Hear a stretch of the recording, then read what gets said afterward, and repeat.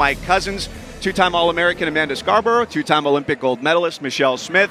The 0-2 start for Florida. They've won the last 4 regular season titles in the SEC. It's a daunting number if they want to try and make it 5. Well, Mike and Amanda, we knew coming into the series that Tennessee was going to be great. What we didn't realize, though, is that Florida was going to stub their toe a little bit. The last 4 regular season championships, Florida has won. And in 16 and 17, just 3 and 4 losses respectively on the year. So this 0-2 start, unprecedented. Today's game is of utmost importance. They have to win today in order to have a chance for that 5th regular season championship. And so, Amanda, they go back to their ace in the circle. Kelly Barnhill gets a second shot at the Lady Vols here, a chance for redemption to close out the series. She's one of the best pitchers in the country. She's a senior now. She's been around for forever, and she's won almost every award that you can imagine, including National Player of the Year, both from ESPNW and also USA Softball. She's a 2-time All-American, 2-time SEC Pitcher of the Year. She keeps her ERA down. She is prone to give up the long ball because she is a big-time rise ball pitcher. The ball likes to fly off the bat because she stays up in the zone. But one of the best strikeout pitchers in the country is Kelly Barnhill. She's gotten off to a nice start.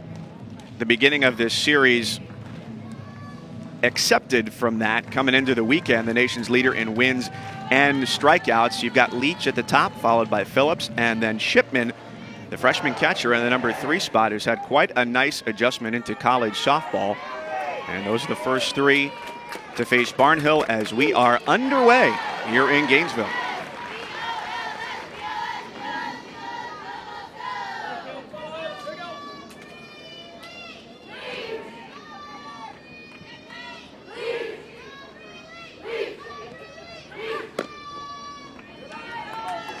It's been beautiful weather all weekend for this 3-game set.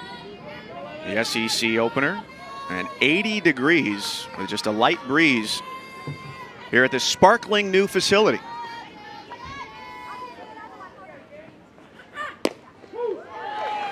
One thing we didn't mention about Barnhill, though, she's one of the harder throwers in our game. She'll hit 69, 70 miles an hour, although her rise ball is a touch slower at about 63, 64. But when she brings it, she can bring the heat.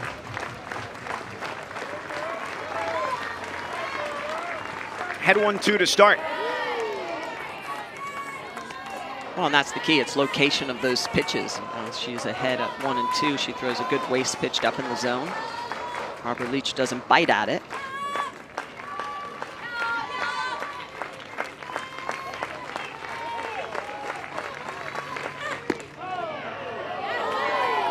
And runs full to start on Leach.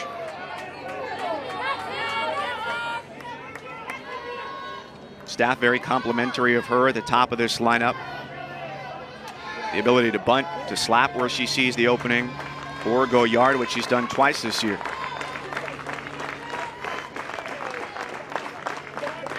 And there's a strikeout, a swing and a miss to start the afternoon for Barnhill. So Kelly Barnhill started game 1 on Friday night and gave up 3 home runs in the 4th inning. The first one that she gave up actually isn't an awful pitch. It's a little bit off the plate, but it's up in the zone, but that's what she does. But the next 2, look at the pitch location, right over the middle of the plate, down Broadway. I mean, it doesn't get any sweeter than that as a hitter. About belt high, right down the middle of the plate. That's going to go a long way. Well, and as a seasoned veteran now, a senior, she can't make those mistakes. She knows those are going to go out of the yard. You've got to keep the ball on the corners or off the plate, expand the zone. How much did that result surprise you Friday? Watching innings 1 through 3, that 4th inning surprised me. But Kelly has a tendency when a wheel falls off, it's usually 3 or 4 wheels that fall off the cart. And so when she gives up one big hit, the second and third can follow. Well, we've seen that over the last couple of years, more so last year than her freshman and sophomore year. So, yeah, the outcome definitely surprised me. Yeah, 7 strikeouts over the first 11 batters, then you wouldn't expect what followed to follow. Well, and I also don't think either that you think of Tennessee as this big home run hitting team. So when you say, oh, they hit 3 home runs off of the All-American of Kelly Barnhill in 1 inning, that also surprised me a bit because I wasn't able to watch it. I had to go back and watch it. So when we were texting Michelle, 3 home runs hitting this inning, I can't say I wasn't surprised. I was like, whoa, that's happening? Tennessee brought the bats to Gainesville this weekend. Phillips at the plate has 8 home runs on the year already. Well, this Tennessee team was explosive at the Clearwater St. Pete Elite Invitational when they played. I thought they had a really good tournament. But coming into this series, we were worried about their ability to score runs because Chelsea Segern's out. She's their RBI leader. She is out with a knee injury. So we were worried about them. Well, I guess we didn't need to worry. 7 home runs by 6 different players. It's been an impressive showing so far here in Gainesville.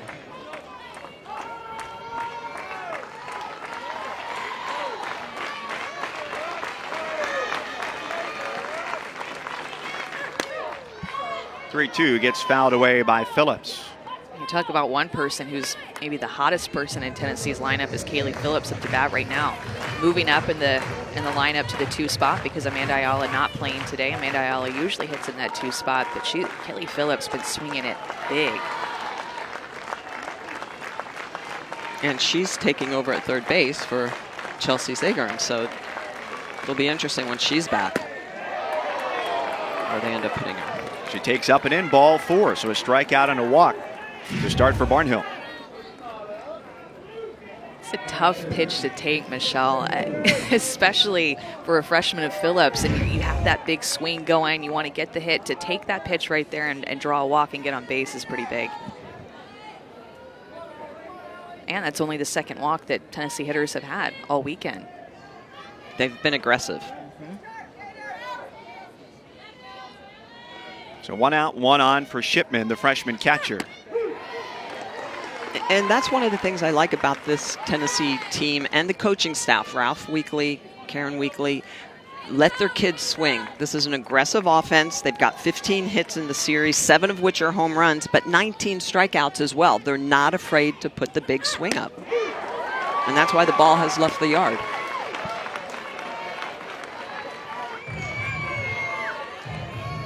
And that's been with a younger team as well, of their freshman class. 4 of the 6 getting a significant amount of playing time. Second strikeout of the first for Barnhill. Well, that's Kelly Barnhill expanding the zone. This is what she needs to do more of. Get ahead and then throw this pitch up in the eyes. See the movement? It gets up to the shoulders and then into the eyes of Shipman, and she just swings right through it.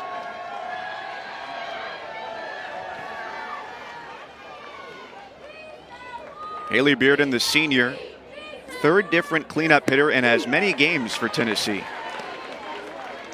And Mike and Michelle, that's what makes Kelly Barnhill so good. Her ability to put her rise ball right there to get ahead of Bearden, but then also throw it at a slightly more elevated level, and then right above the hands and above the head for a swing and miss pitch.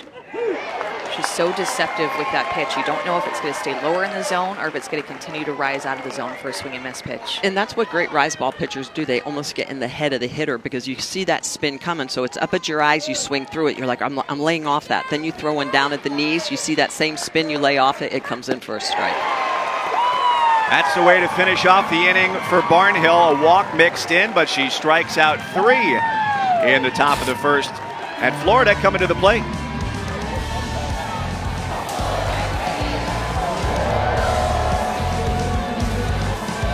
The Lady Vols in Gainesville looking for a 3-game sweep against Florida.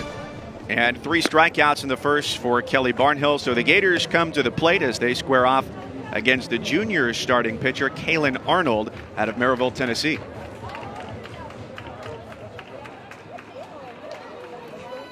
Arnold is a great mix. This is a Tennessee staff that has a lot of different arms. Maddie Moss, the senior, has done outstanding. She picked up the win in game 1.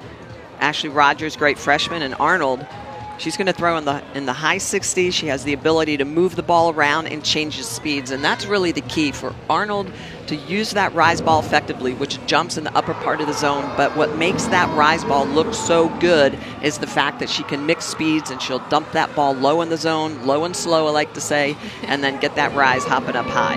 Like good barbecue. That's right. Yeah. So it's Lorenz at the top. They'll see if they can get her in today. Yesterday, she had a triple earlier in the game, but they were unable to get her around. She'll be followed by Lindemann, the big transfer from Minnesota. They hope to have her being a big spark to their offense. And Adams, the sophomore second baseman, the first 3 in the lineup for the Gators. It's been a while since Arnold has stepped into the circle. She last pitched on the 1st of the month against New Mexico. That was a 5-inning, 15-1 victory, and she struck out 7 in 3 innings there against the Lobos.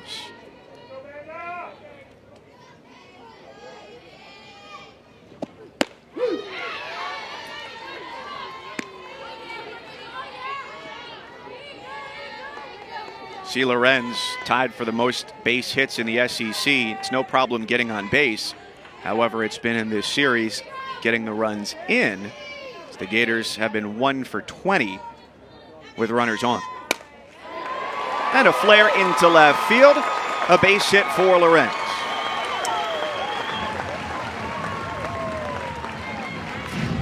Arnold, you know, Michelle, you mentioned that rise ball that Arnold will throw, but she'll also mix in a curveball too that she came inside to Amanda Lorenz a couple of times within this at bat. One was for a looking strike, and then one is this pitch right here that's kind of an inside out swing. Jams there a little bit, but Lorenz is so strong. She's able to muscle that ball to the left side.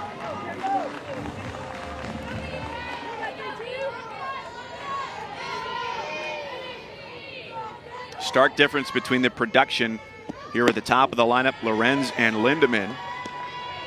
The Iowa native, who's now had a hit in 6 straight and reached base in every game but the opener.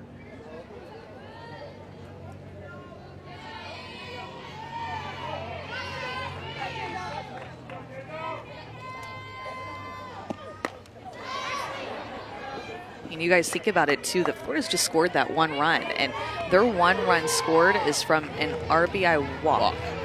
So they're 1 for 20 with runners on base in this series, which is just staggering. And Amanda Lorenz has done, you know, most of their quote-unquote damage because she continues to find a way to get on base. And Amanda, that was in the first inning of game 1, so they haven't scored at all, and they left the bases loaded in that inning. And you know what that's like as an offense, when the bases are loaded and you have the opportunity to put a big crooked number up early in the game and you don't, it kind of is like the pin that deflates the balloon.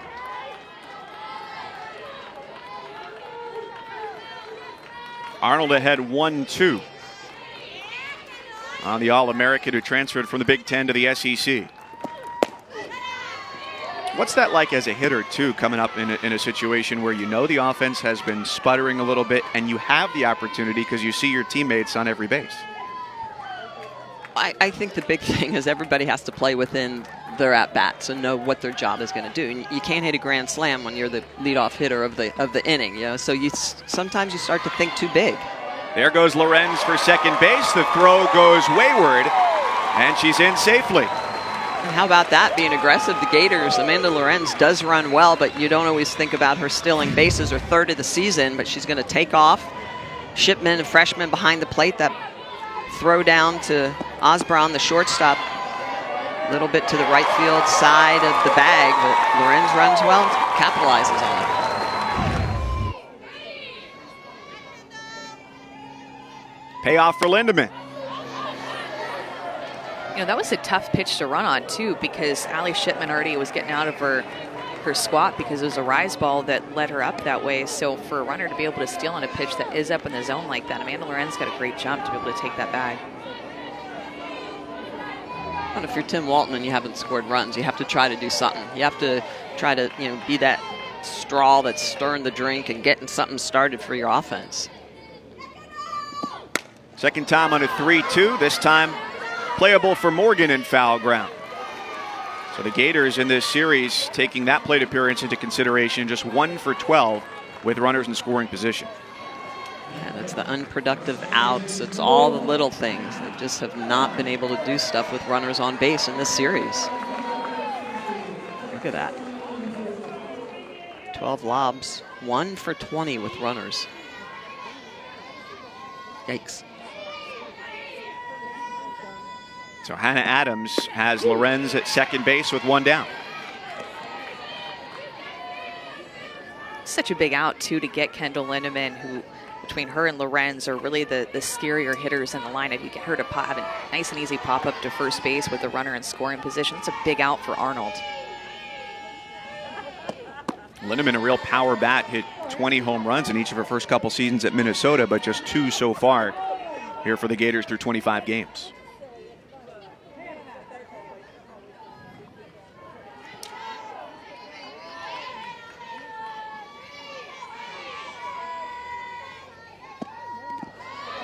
in the dirt, and it gets by Shipman. Big turn for Lorenz, and she retreats safely toward third base. A runner at third and just one down. Prime scoring opportunity here on the miscue.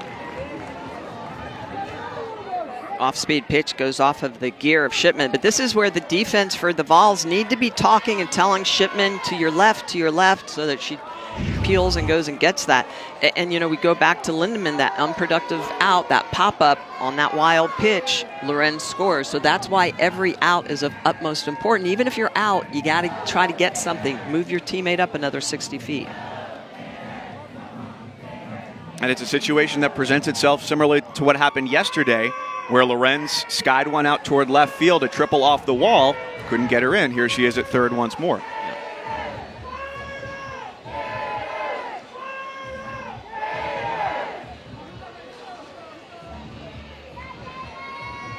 Just take a second to really take in this day and how beautiful it is. Great crowd, sunny skies. It's not too hot. Not that, you know, Michelle and I complain about that type of thing ever, but just a beautiful day.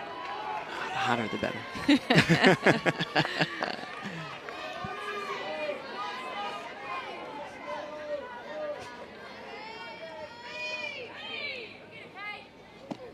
2-1 in favor of Adams toward Leach, who looks Lorenz back to third and gets to put out 2 away. That is an outstanding defensive play by Aubrey Leach. Look at the way she's going to challenge Lorenz. She'll look where she's starting. Infield's pulled in, immediately goes and gets this ball. She comes in, but look at her eyes. She is staring at Lorenz with her hand on that ball saying, come on, I dare you, I dare you. And Lorenz sees her eyes right there and retreats to the bag. I think if Lorenz goes on that, she's out at home. That is an outstanding play by Aubrey Leach at third, and also a good decision by Lorenz not to get thrown out at home. You saw the jump that she got. Yes. Ground ball right side. She's thinking go, but then, oh, it's hit to Aubrey Leach, one of the best second basemen in the SEC. Okay, I think I might just stay right here. And that step that Aubrey Leach took in as she went to the ball, that's the difference. If she wouldn't have taken that step in, Lorenz probably would have been able to score. 1-1 on the catcher, Jordan Roberts, the junior from Live Oak, Florida. Happy birthday, by the way, to Jordan Roberts. Oh, happy birthday, Jordan. Cool.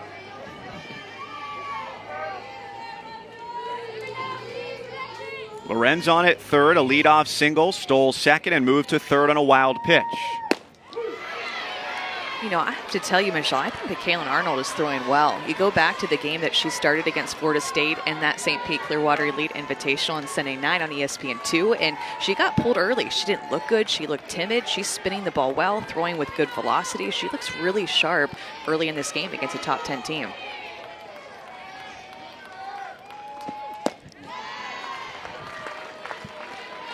A top 10 matchup to start off SEC play and the start of a quadruple header here on the SEC network today. Got number 7 versus number 4 as Tennessee looks for the sweep in this 3-game set.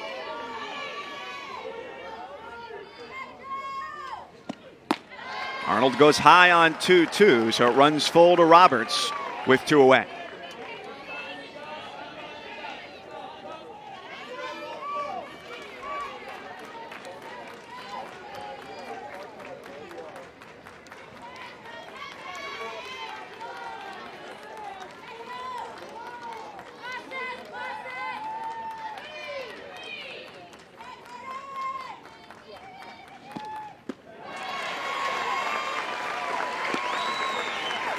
So first and third now, and that one that just missed a little high. Gave her a little bit of credit. I guess I spoke too soon as if she's going to be able to work out of the first inning because that walk in her. But she has looked sharp. Missed that change up there, though, on the full count pitch to Roberts.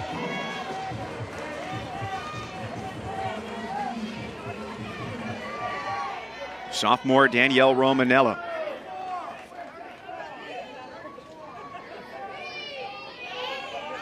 She gets her 16th start of the year today, and she takes strike 1.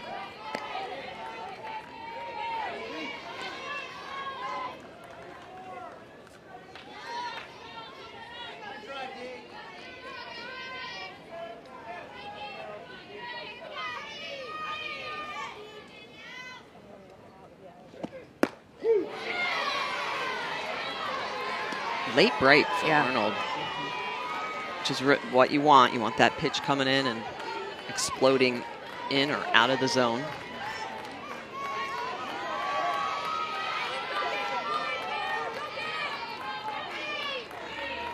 Nine days since she took the circle and trying to get out of this first inning. Flare to left, and Bats goes back on it to make the catch and retire the side. The Gators threaten but do not score. Zeros after one in Gainesville. Get so hyped up and so amped up, and I just try to I'm like, oh, I've got to go all right now, and you start overthrowing the ball. And bad things happen when you start overthrowing and start tensing up. You have to stay relaxed. We just figured out our hype numbers. 10 is ha ha, and a 1's so my hype number is a 4. I can't get much higher than that. I can't let my heart rate get boom, boom, boom, boom, boom. I have to stay kind of even and cool out there. Because when I start trying to amp up physically, you can amp up mentally in your mind, but if I try to amp up like that physically, things don't really go well. Well, I just love the way that you look at her progression through the years. That record, she talked about her freshman year not being as good as she wanted. She was 15-1, but really the thing that stands out to me are the home runs her junior and now her senior year with 6 on the season. She gave up 3 against Tennessee in that game 1. She had given up 3 all year coming into this series. So Kelly Barnhill is a very special athlete, very talented. It's learning to emotionally control her mind, her body in the circle and allow the ball to do the work. What I thought was interesting, what she said, was that she cannot overthrow. Pitchers need to remember, we snap the ball, then allow the ball to do the job. Don't try to force the ball to do the job. And if you have that mentality, then you're never going to overthrow. You just want to snap the ball and let the ball do the work. She struck out 3 in the first inning, mixing in a walk to Kaylee Phillips, and it's Ashley Morgan leading it off here, the number 5 hitter for the Lady Vols. 1-1 from the senior. Well, I love the self-awareness that they were able to create a hype number to get in touch with, okay, where am I at right now? To where when you're out in the circle, you are there by yourself. I mean, a coach can call a timeout and talk to you a little bit, but you're the one that has to make the adjustments, check in with your own emotions, make your own physical and mental adjustments. So for her to come up with a scale 1 to 10, if I'm at a 6 or 7, I know that that's not when I'm at my best. And for her to get down to a 4, that's when, you said it, Michelle, she's going to spin the ball. She's going to have more confidence behind her pitches and be able to get more strikeouts like she does here. 4th now on the day. A pitch that kind of moves away like a screwball from a left-handed hitter. A pitch that she likes to work in is that screwball that she'll mix in with her rise. I thought the onomatopoeia for hype level 10 was pretty fun. It's yeah. It gives a good level to it. But, it's understandable how when you pitch on the biggest of stages that your heart rate is going to rise up. You can get inside your own head. How did you do it when you pitched in the biggest games of your career to keep yourself level? You should always have nerves before a game starts, but as an elite athlete, once you throw that first pitch, you should go right back into that zone. And when I say that zone should be recreated everywhere you practice. Every time you step on a practice field, a game field, if it's a Japan Professional League, Olympic game, SEC game, it doesn't matter. Your body, you need to basically train your body so that every time you take the mound or get in that circle, it's the same. Your body doesn't know the difference. And so if you mentally train yourself like that, it's like just flipping a switch on. She makes it sound so easy. I know. I feel like I'm ready to go compete in the Olympics. If you train it, then you just start not to do it. But I do think that every pitcher, every player has a different way to calm themselves down. Maybe it's to not talk to anybody. Maybe it's to talk to your catcher in between innings, talk to your coach. You want to hear more mechanics. Some don't want to hear it at all. Some will want to go and prepare a little bit more, not only in between games and starts, but maybe go throw in the middle of the game to prepare a little bit and throw through a bullpen mid-game to feel a little bit better. So everybody does it a little different. 2-2 to the freshman Osborne. And it's now 5 strikeouts in the first 6 batters for Barnhill. Barnhill looks relaxed. She looks like she's enjoying herself in the circle. This is a pitch that's going to run away, so it's almost got a little curve on it. And I love the fact she's getting a different look. It's not just rise on 3 planes, which is what everybody says that Kelly throws. Now she's expanding the zone and getting it to a little bit of run with that rise. Bases are clear for Kaylin Hannon. She had one of those home runs, one of the 4 hit by the Lady Vols on Friday, and was hitless in Game 2 yesterday. I'm impressed with Barnhill's rebound already. To have to leave the game in the 4th inning after giving up 3 home runs and all those runs to Tennessee on Friday, it's a little bit embarrassing, especially on your home field. It's opening SEC weekend, so for her to come out and have a couple of first 2 strong innings really says a lot about her growth and maturity as a pitcher.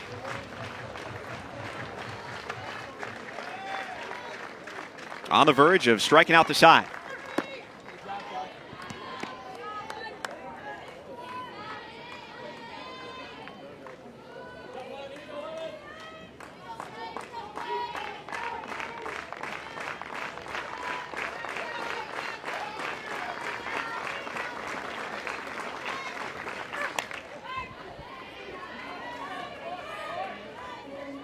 With the 2 swinging strikeouts to start the inning, she's gone away from the hitters in those last couple pitches to the outer half of the plate as well to Hannon.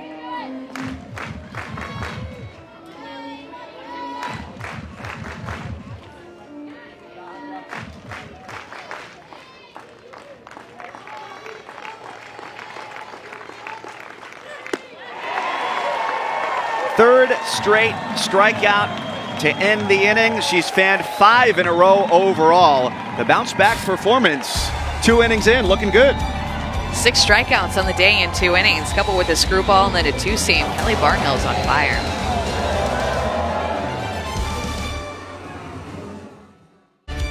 Welcome back to opening weekend of conference play in the SEC. We are game number 1 of a quadruple header on the SEC network. Alabama is going to go for the sweep following us in Tuscaloosa against Missouri, the only undefeated team left in the country. LSU's gone on a power surge. They're up 2-0 in their series over the Aggies. And game 1 yesterday between Arkansas and Ole Miss, 10-4 in favor of the Rebels. Love conference play. You know, we always get through the pre-conference, all the tournaments, and then you get into the foes that know each other. Yep.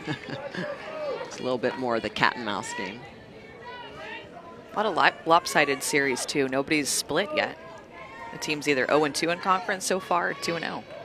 Yeah, and LSU at the 2-0 start there at College Station. They've got their first series win there in 6 years.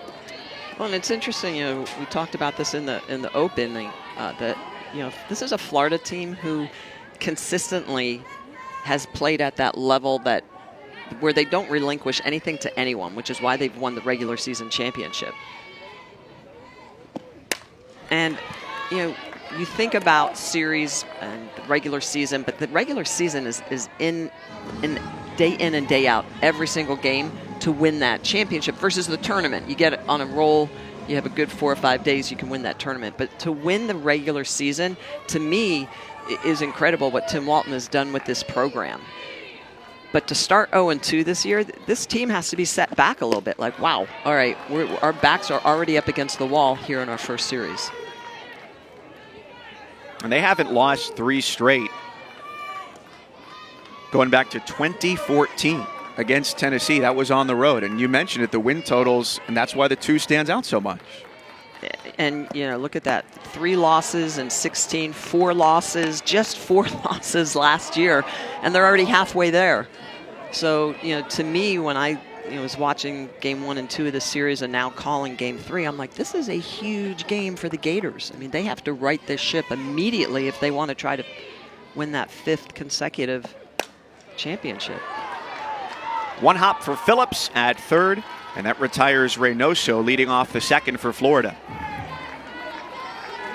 They're just not scoring runs. You know, their offense isn't doing a lot. In their last 7 games, they've scored less than 1 run per game. 6 runs in their last 7 games, no home runs, hit 177 as a team. So just a team that's just struggling to get anything going offensively. And then you know what happens is that it puts more pressure on your pitchers to be great in the circle and hold teams down. Well, if you look at Florida's schedule as well, they've been very busy. They have had a lot of long road trips and, you know, out to California last week and 2 losses to UCLA. So this is a team that down to Tampa. They were all over the place. They did a lot of traveling, almost 24,000 miles, I think, in the last month. Voss at the plate, who's already graduated with her bachelor's in sports management, now pursuing her master's in the same field. So how do you fix that? Is it something that is an approach? You need more video or mentality? What's the fix for Florida? Again, I think Tim Walton would be the first one to tell you that each one of his hitters is going to be a little bit different for what they need to be able to make the corrections in game at practice. Some might want to hit off of a tee. Some might want to be able to look at more video and break down a swing side by side with Coach Walton and then go immediately and work on in the cage. So I think that each one of the players is going to have a different fix. And right now, everybody is just in a little bit of a funk together.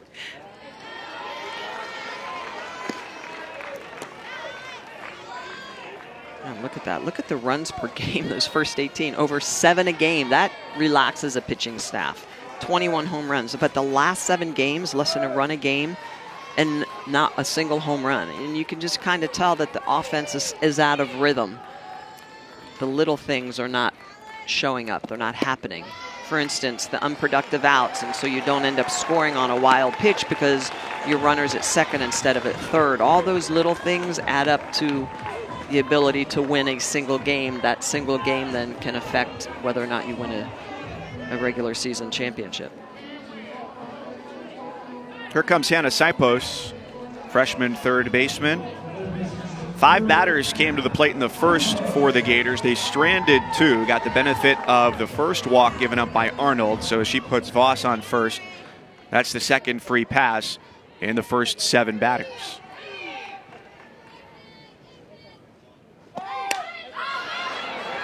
A diving try. Morgan comes in and gets the out. Laying out and a spectacular grab for the second out of the inning.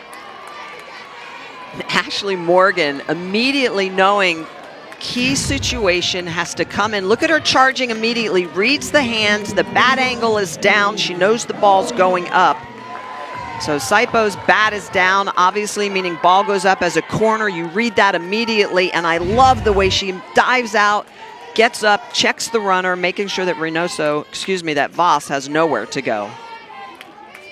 But again, another unproductive out for the Gators.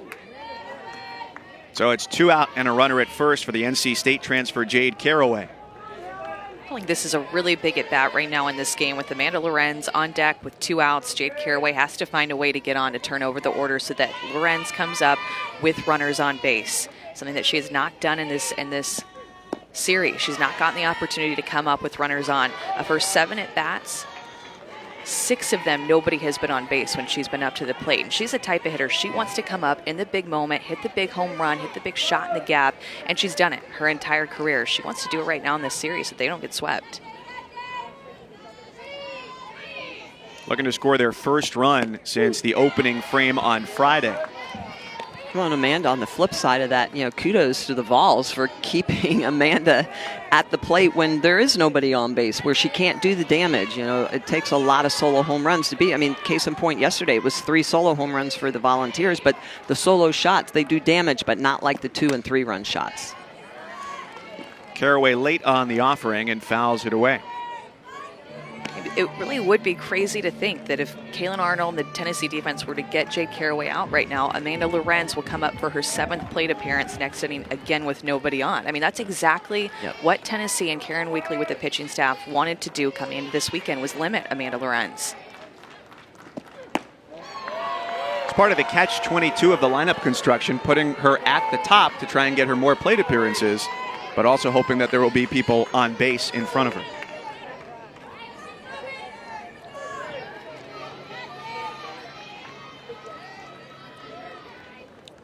Arnold's already walked 2, and she's got 2 down. 4th full count. First time through the lineup. And a roller for Leach ends the inning. Through 2 frames, the Gators and the Vols scoreless as Florida has stranded 3.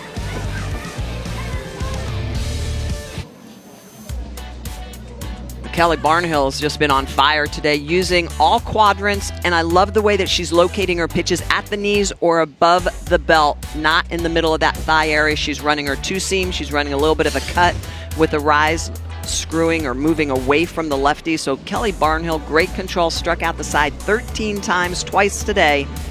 So Barnhill's got her magic back in the circle.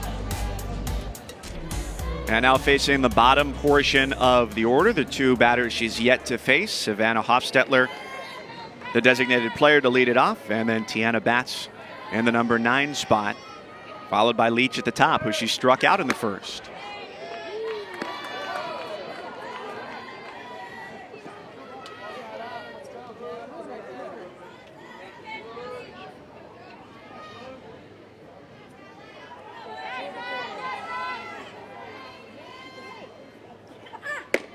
Hofstetler, a super legacy in Knoxville.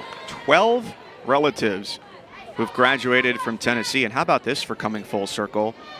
Born August 1st, 1996, Atlanta, Georgia. Wow. During the Olympics. That's right.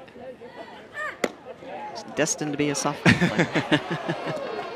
Michelle, think about how much since those Olympics that the sport of softball has grown, and the way that Florida has renovated their stadium, the crowd that is here to take in this game. I mean, it is just every single year something changes in a great way, in a form of growth to represent it, whether it's the media coverage or the amount of fans, the record-breaking, everything. I mean, there's just one thing after another, and this stadium is just awesome. We're in a new press box, a lot of room up here. Yeah, this is an incredible facility. Tim Walton and staff have worked very hard to tweak it and get it just right. Is it $15 million they spent on it? $15 million. Yeah. Yeah, and 4 massaging chaise lounges in the back of the TV booth as well. Just real, they take care of everyone. We're getting massages right now, actually. A lot of different cool parts about it, too, like inside their locker room. On the payoff, goes upstairs and strikes out her 7th batter. So new facility brings quite a good deal of joy for the Gators softball team. Yeah, it's inside of their locker room, and then attached to that is an incredible, like, spa-like bathroom with those lights that are great to put makeup on. You saw how excited they got about it. Lots of smiles about that bathroom. I mean, how often are we talking about bathrooms and stuff? But their bathroom is legit, you guys. It's very spa-like, very zen. Those lights make a difference too, you guys. I have to tell you. Gotta make sure your little Gator logo is perfectly placed on the cheek.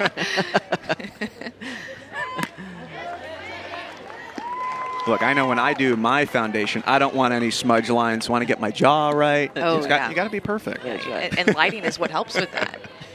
But a cool part about this facility is that you can watch the game from 360 degrees around the field. So in center field, you can go and check it out. In right field, you can grab a seat and sit and be able to actually look through the fence. There's so many different places to take in this game. It's really well done and makes for a really cool experience for a player and even a broadcaster. Ahead 1-2. Swing and a miss, strike 3. Nearly perfect through the first time through the lineup.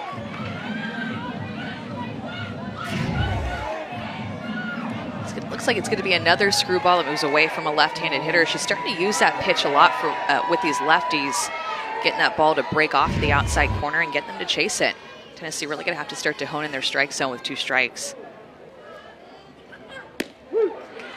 And Amanda, back to your point about the Olympics, and really the '96 Olympics, it was just after that the SEC said, hey, we're going to be a softball conference, we're going to support this sport, and all the programs go out, minus Vanderbilt, go out and start a program. And, it's been the growth of all of this, the facilities now that follow suit, that all these young ladies get to play in. It's really been outstanding for the sport, the growth of it, and for young girls to be able to capitalize. But the thing I love about this new facility, all the upgrades they made for the fans. Most of the player facility upgrades were off the field, the batting cages or the pitching lanes, the pitching lab, the offices, sunshade, which in Florida is very important for the fans. Oh, so yeah. These are all upgrades for the experience of all the people that come out and watch this great sport.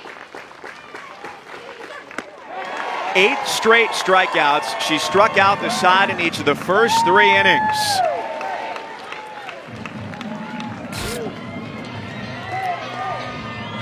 Barnhill getting it done with the rise, the screwball, and coming back to that rise ball again on fire. 9 on the day. You're on the SEC Network.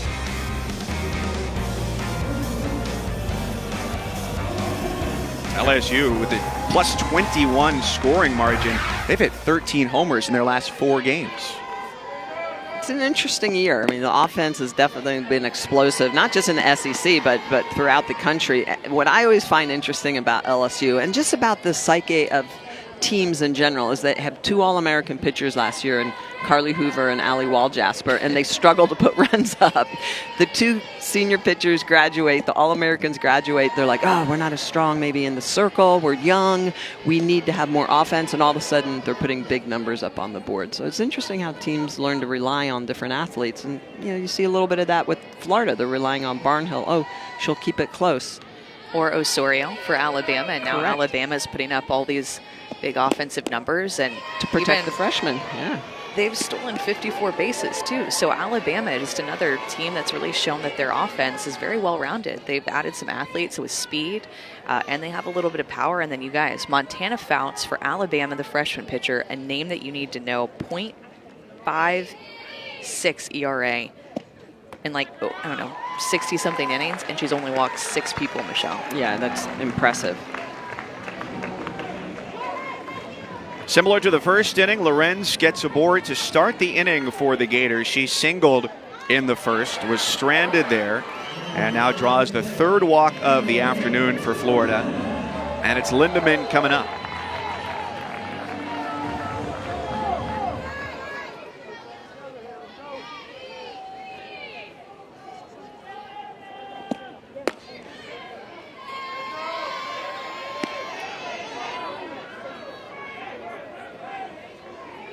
Power bat coming into this lineup. All-American transferring from Minnesota and coming into the year. Only Georgia's Alyssa DiCarlo had more career home runs among active players in a major conference. And he talked about, Amanda, what coaches can do to work with each player individually. That's something that Tim Walton mentioned specifically about Kendall Lindemann, is they're still trying to figure out, as she's coming back from an injury, what do we need to do to coach her to the best of her abilities? Yeah, they're really learning each other, and she didn't get to do much in the fall because of that meniscus tear that she had and the surgery that she underwent. So she's coming off of it, trying to get her power back, trying to get her legs strength back underneath her. And of course, not just the strength, but the timing of hitting and putting everything together. So they'll continue to work through that as the season goes on.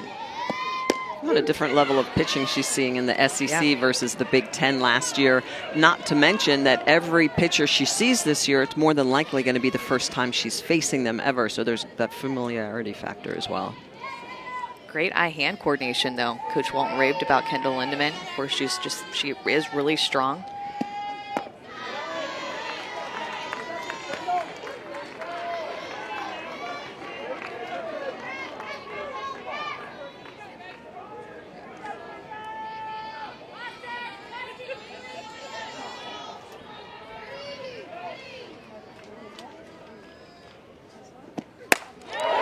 She cranks that one out toward left field, and it's out of here. Lindemann with her 3rd Gators home run. Florida is on the board, 2-0.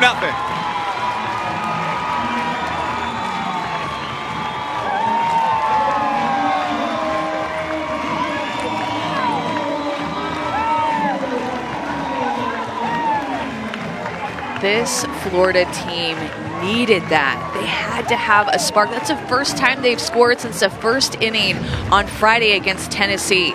Going up against Kendall Lindemann, that's a miss. That is a mistake to an All-American who has home run type power. Home run number 41 of her career, number 3 in a Gator uniform. But that's the type of power that a hitter like Kendall Lindemann has and can bring to this team to spark a fire. That ball was blasted. It's got to feel good for her and for Amanda Lorenz in front of her, who says, finally, I'm not stranded at 3rd base. She had been twice in as many days. It's her first home run in 7 games. It's been a while. Well, and on a 3-1 count, you cannot throw a pitch like that to Kendall Lindemann. situation where you've got either mixed speeds, do something different. That was either a rise ball that she missed and was cutting in like a backdoor curve ball, or it was just a backdoor curve ball that she simply missed on. But it was way too sweet, and Lindemann got her hands extended. So conversation for Arnold in the circle, as we saw Maddie Moss had been loosening for Tennessee. That's why walks, too, are so important. So Caitlin Arnold has walked a hitter in every inning so far through 3. And if Kendall Lindemann's going to hit a home run, that's fine. But have her hit a home run with nobody on. 1-0 feels so different than even 2-0 when you're going up against a pitcher like Kelly Barnhill, who just has a minuscule ERA and usually is pretty tough to score against.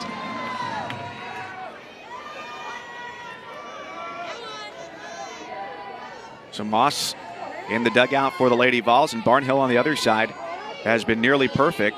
Struck out 9 in the first 10 batters. And we'll have a second time through the lineup coming up for the Vols. We'll see what adjustments they make, because it was game 1, second time through the lineup that they got to Kelly. But Kelly, to me, has a different mindset. You could see it in her eyes today. And this offense, the pitching with the lead, is definitely going to help Kelly. Arnold fell behind 2-0 to Adams, who she got to ground out in the first, now 2-1.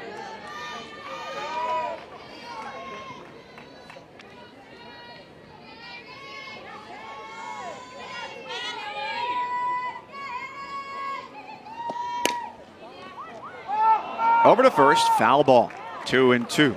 Today the Gators trying to avoid losing 3 straight here in Gainesville for the first time in 8 years. Last time it happened was March of 2011 against Georgia.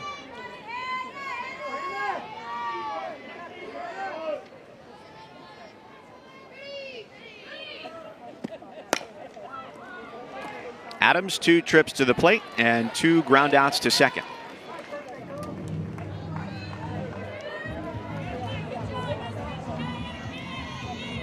So it's been some time since they'd been swept in an SE series at all.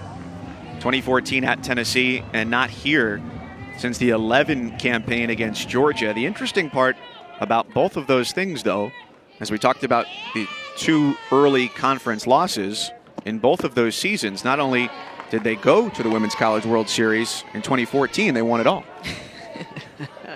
So I guess the old saying, it's not how you start, it's how you finish. Yeah. Is what's important. Very much so in those cases. So that 0-2 start this year, yet to be determined on if it's going to make a difference.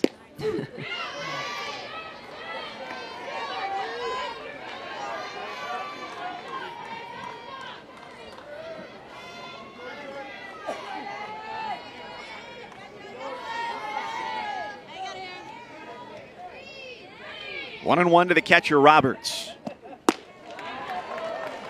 Mike, back to your point, too. I've always been a firm believer throughout the length of a season. You're paying, 60 games, give or take.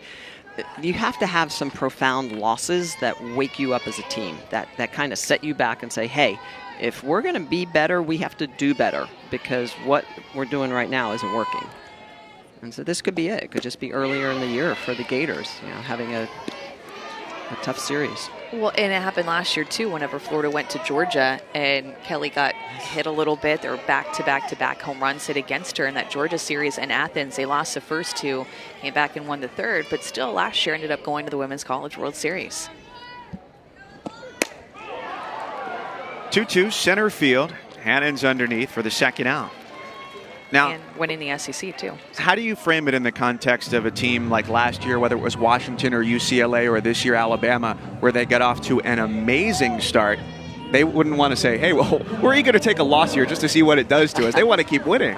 No, well, and you go back and you dissect everything, and so maybe it's close games. Look at Alabama. They had to come from behind in order to stay on their undefeated streak. So at some point you have to have games, I guess, one way or another that scare you. That as an athlete, you're like, whoa, it's that wake-up call that propels you, it springboards you to be better mid-season and into the postseason. Yeah, they're down 7-0 against Missouri in the second game of that doubleheader and came back and won. It was the largest comeback in school history. So not only is this team undefeated, but they're showing you that they have the fight, that they don't, they're not just going to win whenever they have the lead for the entire game, but they can also make the comeback too. Arnold started off this inning with a walk. Linda made a 2-run homer off of her, retired the next 2, and the 0-2 is a foul ball off the bat of Romanello.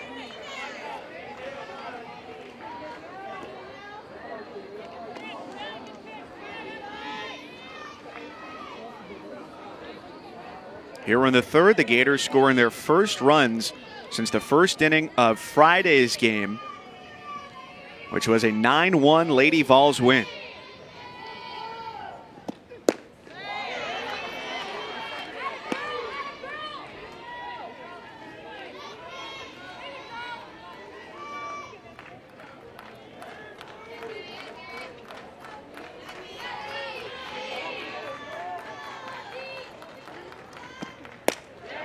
That's hit well down the right field line, and it gets past Bearden all the way into the corner. Romanello into second base, standing up, a 2-out double.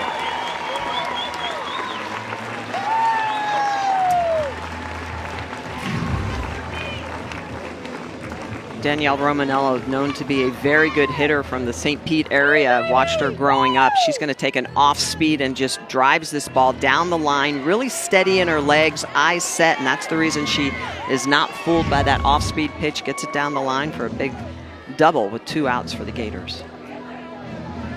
And Lily Mann comes in as a pinch runner for Romanello at second base here with 2 down.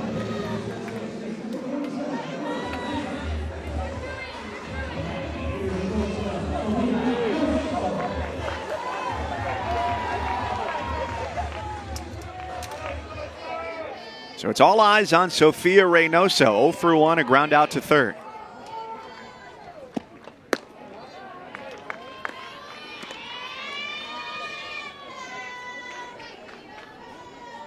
Up against Arnold in the circle today, who originally committed to play at Middle Tennessee. Had second thoughts, and when she did, plenty more offers started to roll in.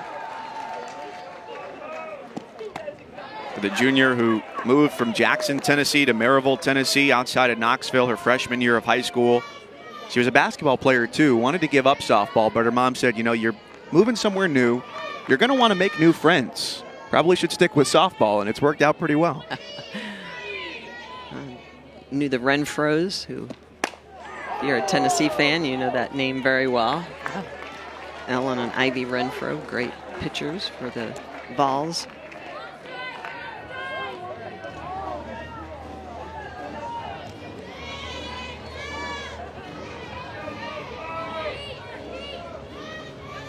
Amanda, you know who she says her favorite athlete is? Who? You. No way, me? Yes. Yeah. That's awesome. I didn't know that. She's been around a few years now. Didn't know that. This could get her out of the inning. Osborne goes up the middle, makes the play, and that retires the side. But for the first time since the first inning of Game 1 of this series, the Gators get runs across. Kendall Lindemann, powerful in the Big Ten and now in the SEC. Her third homer. We'll chat with the Gators head coach when we come back. Welcome back to Gainesville. Glad to have you with us for the opening weekend in conference play in the SEC. Florida leads 2-0 on the strength of a Kendall Lindemann 2-run home run. And now the head coach of the Gators, Tim Walton, gives us a moment of his time.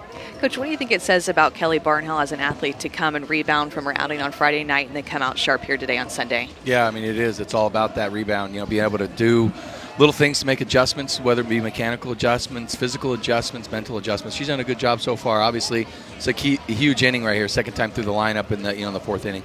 Good afternoon, Coach. It's Michelle. Michelle. Hey, a couple of questions last inning. Extra base knocks. What kind of adjustments are you asking your offense to make in order to get the long ball? Well, obviously not being able to see the film, I think it's just going to be about mistakes. When they make mistakes, we gotta capitalize. We haven't done that so far. They haven't made a lot of mistakes the first 2 days, especially Friday night. They didn't make a lot of mistakes pitching-wise and get a lot of balls over the plate. But I just talked about that. We just got to always be on time and be able to adjust to the slow pitch.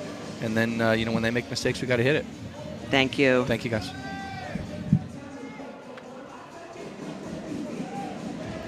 So 9 strikeouts through the first 3 innings. The lone blemish on the card so far was a walk against Kaylee Phillips, who leads off top 4 for the Lady Vols, down 2-0.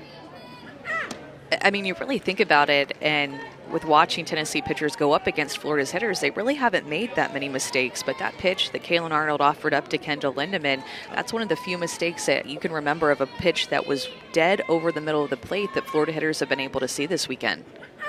Well, and Coach makes that point. You have to capitalize on the mistakes. When you get the mistake and you foul it back or you put a lazy swing on it, you've missed your opportunity. And so on both sides, we've seen it. Kelly Barnhill is not making the mistakes she made in Game 1. She has really adjusted and done a good job. And on the flip side, the offense for the Gators has done just that. They've taken the mistake and they've earned their ability to put runs up on the board. It's fallen behind 3-0 on Phillips.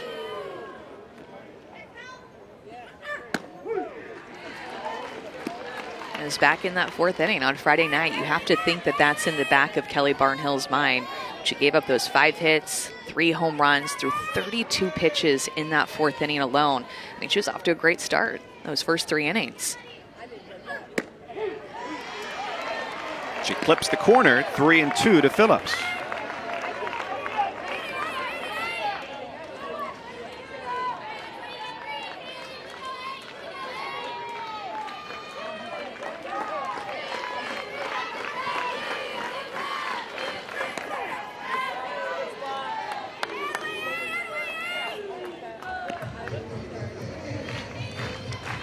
Phillips coming off a big performance at the Judy Garmin Classic in California. There she went 6 for 11, went deep 4 times. The Vols picked up 3 wins, 18-2 to start the day, and a couple straight fouled away. It's been a tough out. Barnhill continuing to work Phillips hard and up and in on the inside corner, and Kelly yet in this at bat not giving in, not putting that ball too much on the plate against a power hitter like Phillips. Whose home run Friday sparked their 4-run rally. Barnhill wins the battle, and she's now struck out everybody in the lineup.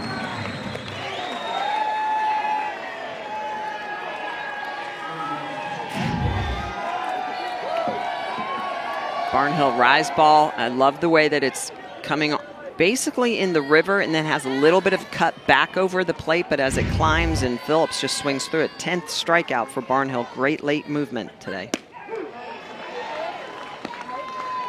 As you consider the adjustments she makes from Friday to today and over the course of her 4-year career here in Gainesville, you've got a new coach on the staff this year, Mike Bosch, the former head coach at Syracuse for the last 3 seasons. Also a former math professor, which is pretty cool. And at this point in your career, when you can say somewhat you are who you are, you're a very well-established player, how is it to have a new coach come in and give you new insights to a player who feels like you're pretty confident in what you bring to the table? I think it's like any relationship. It's learning communication. It's learning, like, what is he saying to me that's maybe different than Coach Rocha, who was my pitching coach my first 3 years. So it's learning the terminology. It's learning to have new ideas, to maybe be a little more scientific, which Kelly is. Kelly's a very, thinking, cerebral athlete. So I think their connection has been pretty good, but it always takes time. Yeah, they call him Professor Bosch because he was that mathematics professor, and he has a little pitching lab out there in left field and uses a lot of technology, Rapsodo, and breaks down film day in and day out, just developing these pitchers and scouting the opponent. And to me, Amanda, I don't know about when you threw, but for me, pitching to me was experimenting. I was always experimenting with my grips, with the axis, with the rotation, with my snap and my body. You have to go out every day and try to get better. In order to do that, you don't do everything the same. You have to continually try to change and manipulate your movement so the ball moves. Shipman gives this one a ride out toward left field, and it's off the fence and off of Caraway's shoes. The freshman pulls into second base, the first base hit of the afternoon for Tennessee with 1 out in the 4th. It's a big swing by Ali Shipman, pitch that's up in the zone, and she gets her barrel there. She is on time, ready to keep her hands on top of that rise ball that's moving up. Didn't have quite as much movement as some previous pitches with her rise ball that's a little bit lower in the zone than we've seen, but a big extra base hit, really when Tennessee needed it the most to be able to answer back and not go 3 up, 3 down with 3 strikeouts. First hit of the game, too, for Tennessee.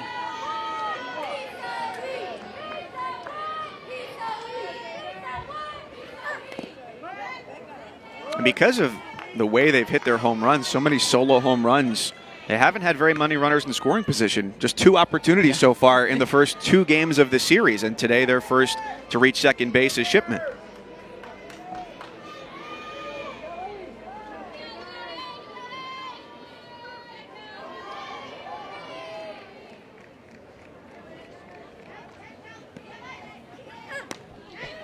We'll say, too, to put a bow on that conversation about Coach Bosch coming in and using different technology and coaching the pitchers a little bit differently, is that you said, Michelle, that you want to be able to experiment and try new things. And you also want proof that those things are working. So when you use technology and you either are seeing yourself side by side with the old you versus the new you, or you're able to put a spin rate or velocity behind something, it's proof that it's working. There, Kelly Barnhill get another strikeout, her 11th, a big one to follow up that extra base hit with a strikeout going right at Haley Bearden. But when you have that proof, you're able to feel good about the changes that you're making and really wholeheartedly believe in it, because you're not only seeing success by feeling it, but you're seeing success with the spin rate or velocity and or strikeouts like now. It's Morgan coming up with 2 away. You mentioned the Rapsodo technology. That was something that, as of this spring, I had never heard of before, so I imagine there are other people who aren't familiar with it. What does it do for players? It basically breaks down what is actually happening to the ball, the spin axis of it, how it's rotating, when it's actually breaking. Is it breaking too early? Is it breaking too late? How's the pitch located? It's all that stuff as a pitcher that's of utmost importance, to be able to figure out what you're doing right or what you're doing wrong. Obviously, Kelly Barnhill today is doing everything right. She's recorded every out of the game so far via the strikeout. No pop-ups, no ground-outs, just 11 strikeouts. So she's doing a great job. And you can see the way her ball, to me, is breaking differently today than it was breaking on Friday night in Game 1 of the series. 1-2 on Morgan. I think you have to find a way, though, for the balance of that information as well, because you can go a little bit overboard with it. And at the end of the day, you've got to be a pitcher who wants to go out there, grab the ball, and whether your spin axis is a little bit off or a little bit on that day, you still have to be able to find a way to win. That technology can only help so much in the mental part of the game. Ball hit well down the right field line, but foul. And Mann, who came in as a pinch runner for Romanello, chases it down into the corner, knocks the gate open as well. I'm sure somebody facilities-wise is writing down a little bit note about that gate out there in right field. It's new. Maybe kind of double-check that lock. It's a lot of force running into that pad.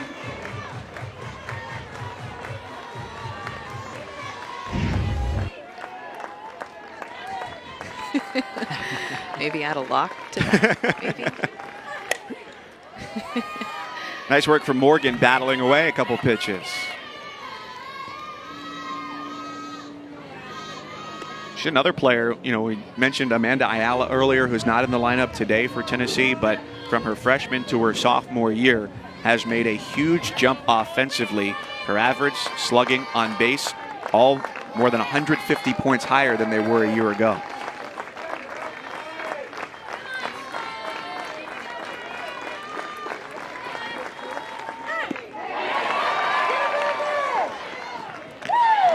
A dandy dozen for Kelly Barnhill. She's allowed 1 base hit through 4, 1 walk, and struck out 12, giving the Gators a firm grasp on the lead.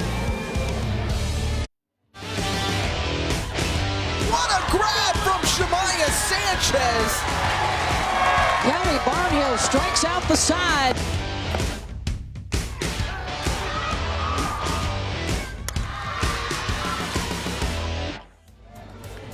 All right, raise your hand if you're looking forward to next weekend. It'll be Florida LSU, number 4, number 10, Sunday, Monday to finish up that series on the SEC network. And You'll see some great young arms around the league. It's exciting. Montana Fouts, I love her name, first off. Wickersham Rogers, a lot of good young talent in the league this year for the SEC. LSU later on today, our third game in our quadruple header. They'll finish things up in College Station. So they got their first series win locked up at A&M in 6 years. Big time scoring, a run rule win to open it up, 17-3, and then a 7-0 shutout yesterday. Maddie Moss, new pitcher in here for the Lady Vols after 3 innings of work from Kaylin Arnold.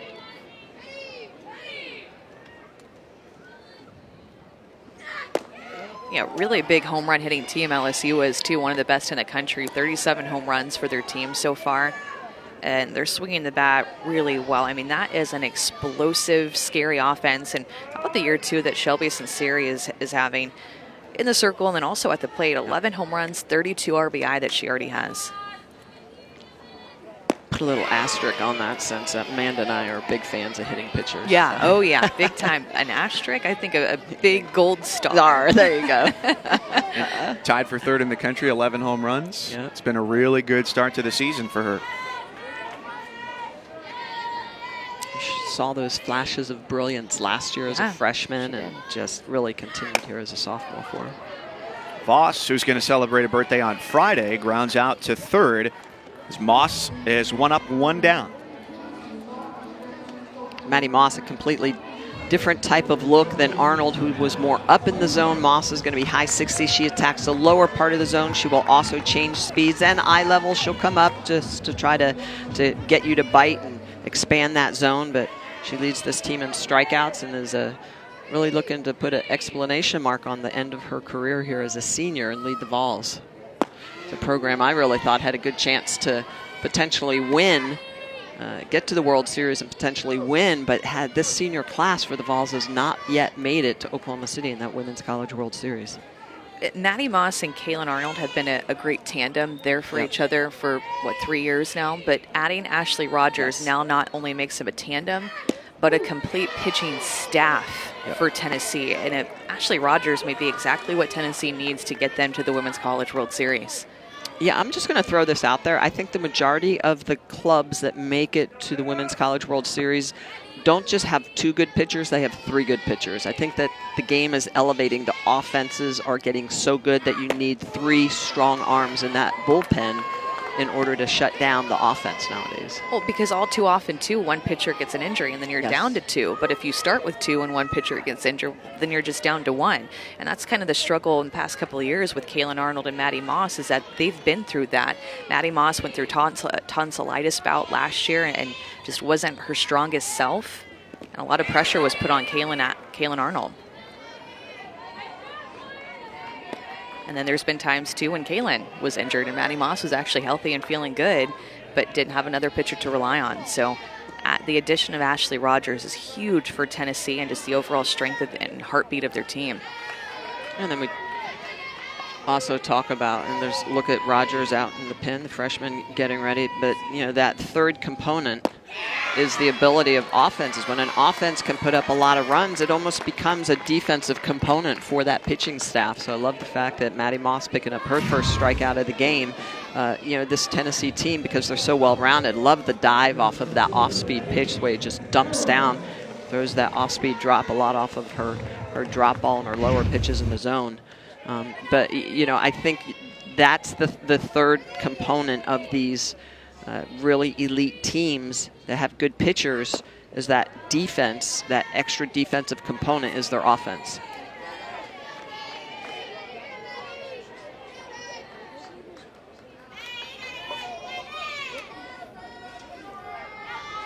Between Arnold, who went 3, and Moss, the first strikeout of the day for the Volunteers. Caraway, a ground out, ended the second. And Tennessee, too, you talk about a well-rounded team. Okay, so we just talked about their pitching staff. Their defense is solid. Only committed 4 errors all season long so far. And then, we know a lot about their offense because look what they've done this weekend. So they have a top-to-bottom lineup with speed, power. Tennessee, to me, is a true contender in a sense that we expect them to be at the Women's College World Series this year because they have everything, all 3 facets of the game. We're at the opening weekend of conference play. 3 more games to follow us today. So it may be too early to tell, but do you feel like that there's one team that shows you as they're the most complete pitching, offense, defense so far in this league? I think Tennessee, when I'm really thinking about it and putting the stats too behind it, I mean, I feel like you can make a great case for Tennessee. And LSU, we've talked a lot about them, but they've made a few mistakes on defense. They're not as good defensively as Tennessee, but they just have a young pitching staff. Yes. And that's my worry with LSU, because they're going to be able to swing it. How is their young pitching staff going to be able to handle it? And they're young because even the kids that are sophomores and juniors on that staff didn't get a lot of time because of the 2 All-Americans that were in front of them last year. So Tennessee, I think Alabama, having not seen them in person yet, but just on the television set or online, I think that's another program that has really stepped up. And I think you can't count out Georgia. Lou always finds a way to get her Bulldogs all marching in the right direction. She always finds a way. You're right. It's true. Georgia checking in at number 8 in the top 25 this week, and they'll open SEC play next weekend against Missouri. Osborne safe at first base. Caraway beats it out. Perfect placement by Caraway and perfect job of finding a way to get on base. But as soon as that ball got past Kaylee Phillips, the third baseman, that gave Caraway a chance. But wow, Gracie Osborne, we've heard so much about her over at shortstop. She's a freshman. Karen Weekly raves about her offensively, defensively, her swag, her leadership, and what she already brings to this team. So that's a great play to make that as close as it was at first base. No wasted movement. Got the ball, got rid of it. Gracie Osborne's another name that we're going to continue to talk about as years go on. Back to the top of the lineup for Florida with Lorenz, and Osborne at shortstop too. In high school, played a little bit of catcher as well. One of the things at the top of the list in terms of her attributes is her arm strength, as you said. Coming back from an injury too. They didn't have her at the beginning of the year. She broke her leg in the fall, a really long recovery, an extended recovery where she didn't get to be here at the beginning of the season, or didn't get to play. So she's just really raw athlete, because they haven't gotten to practice and coach her a lot because she's been injured with a broken leg. You can't do much with a broken leg, Michelle. Defensively, hitting-wise, do a little hand stuff. But she's who she was basically in high school right now, and they're going to continue to coach her in-game coaching along the way. Well, she made a play up the middle earlier in this game as well, in the inning against Sophia Reynoso last inning. This is hit well out toward left field, and that ball clears the fence. Amanda Lorenz with a home run. The second 2-run jack of the afternoon, and it's Florida 4, Tennessee nothing.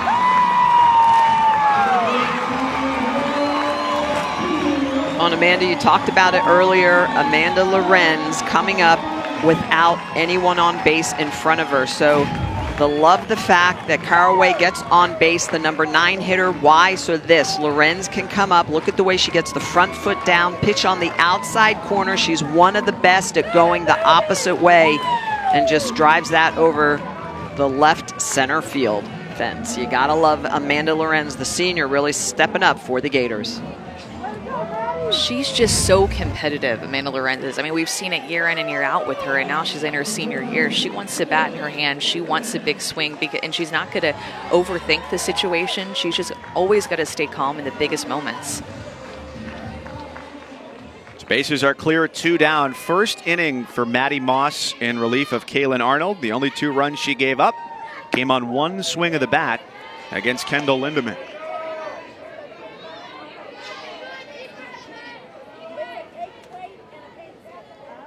And the struggle had been getting runners on base for the top 2 hitters in this lineup. We looked at earlier the difference in production over the first 2 games of this series between Lorenz and Lindemann and the rest of the lineup. Caraway is somebody there toward the bottom of the card in the number 9 spot who can give you production because she led NC State last year in hits and walks. Lindemann, her home run earlier in this game. So much power in that top 2 spots for the Gators. That was Lindemann's 3rd home run, and the long ball for Lorenz, her team best 7th this year.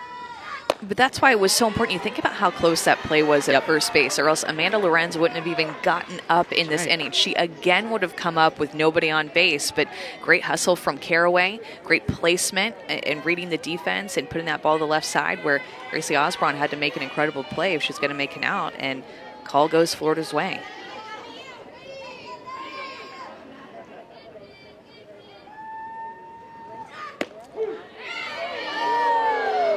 Lindemann thought she might be headed to first, 3-1.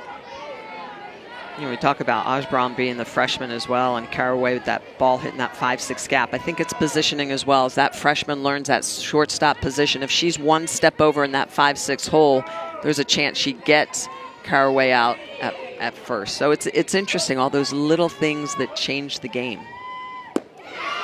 And it's such a long throw, too, from that spot. And that's exactly, as a slapper, where you want to put it is the deepest part of the field for a shortstop to make the longest throw, because it's a game of inches.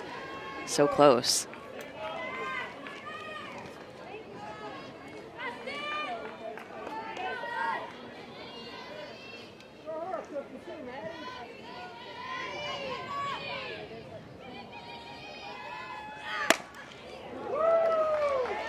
Stays 3-2 on Lindemann. Back-to-back 2-run innings for Florida. Wow. And it's been a stark contrast, a 500 average between the top two and the rest of the team. I can't do the math off the top of my head, but I know it's not good. You can't do 3 divided by 43 to get that average really quick. I can do 5 divided by 10 is difficult for me. Let's not stretch it. Yeah. How about that? 500 to the rest. That's about it. I'll do the easy math. I'll take the upper line.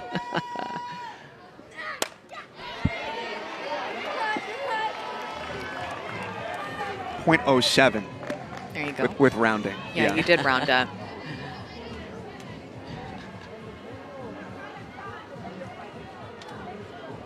Maybe we could just put an asterisk. It could be better. Yeah. That's the way I'd like to do math. Yeah. Below the Mendoza line.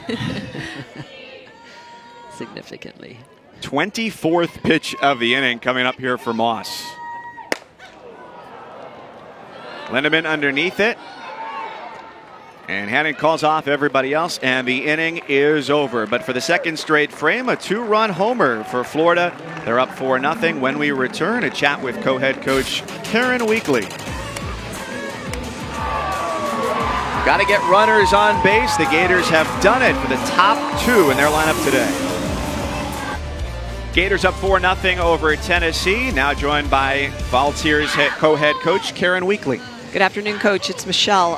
Coming into this series, you've had an aggressive offense, 7 home runs in this series for your offense. What kind of adjustments would you like them now to make against Barnhill? I don't recognize the team in my dugout right now. It's not the way we've been swinging the bats the last couple days.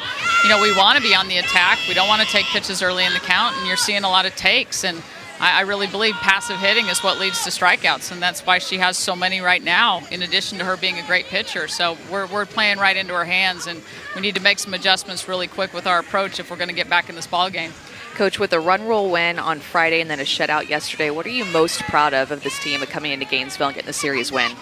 Well, you know, we didn't start off good on Friday. First couple innings, I thought we were playing a little bit wide-eyed and shell-shocked, and I loved the way we flipped the switch really quick and went on the attack and got a big win down here on Friday to set a good tone for us. And then I thought our pitchers just pitched really tough Friday and Saturday. You know, today's a different day. You're not going to hold this team down. Obviously, they came out with an attitude today, and they're a great ball club. So, you know, we knew they'd put up some runs, and we need to respond in kind. All right, thanks, Coach. Thank you. You know, after the game, it was an impressive victory the first 2 days, but Karen said that she was happy for the win, but disappointed that they didn't make the adjustment pitching-wise yesterday after Elizabeth Hightower replaced Natalie Lugo. And so, similar story today, where she wants to see those adjustments here as we go to the 5th. And they get a leadoff runner on base for the first time today. Gracie Osborne, the freshman shortstop, is on. Yeah, so really interesting graphic with those 48 strikes that Barnhill has thrown in this game. Only 15 of them have actually been touched by the Tennessee bats. 18 swing and misses, 15 called strikes. And And you see only one has been put in play because of the 12 strikeouts that Barnhill has had in this game. So having a tough job or tougher time at the plate against her in this game. But look, there's still a lot of time left. They have at least 6 outs to play with. And they've got a chance, or excuse me, at least 9 outs to play with. And so it's interesting because all 12 of her strikeouts have been swing and miss strikeouts. So that means of the 18 swing and misses, so basically 3/4 of them have been the strikeout pitch. So it's interesting that they're, as Coach said, they're watching early and then being in a position where they have to swing late. And they're striking out. Well, and not to add more numbers to this equation, because we've been talking about so many, but they've hit 7 home runs, and 3 of those home runs have been on the first pitch of the at-bat. So that's when they've had a lot of success with the long ball. Jenna Holcomb in as the pinch runner at first base, replacing Osborne.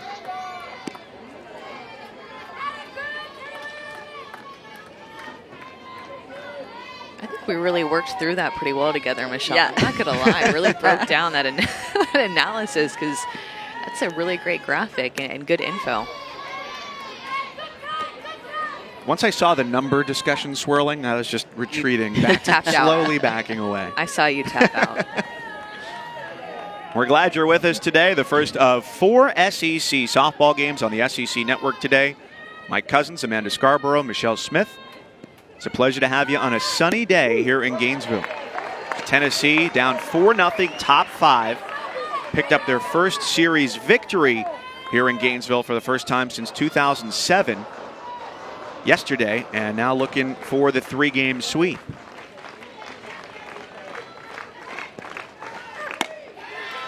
Up the middle, Adams, 1 and 2. Leadoff runner on for the first time today for Tennessee. It's quickly erased and turned into a pair of outs. It's a well-hit ball, but Hannah Adams, the second baseman, the sophomore second baseman for Florida, was playing more up the middle of the field. So she starts in a great spot to put herself in a perfect position to be able to turn this double play herself. You guys, Hannah Adams, a sophomore for Florida, has never committed an error wearing a Florida uniform. And all last season, her freshman year, didn't commit an error. Not only has no Florida freshman second baseman done that, but no second baseman in SEC history has gone an entire season without making an error, and she did it her freshman year. Yeah, it's pretty impressive. I mean, Coach Walton always has very good defensive teams. The Gators are always in the top 5 in the country defensively, but I love the fact that when we spoke with him earlier before this series, he said every year he tells his team, we don't make errors.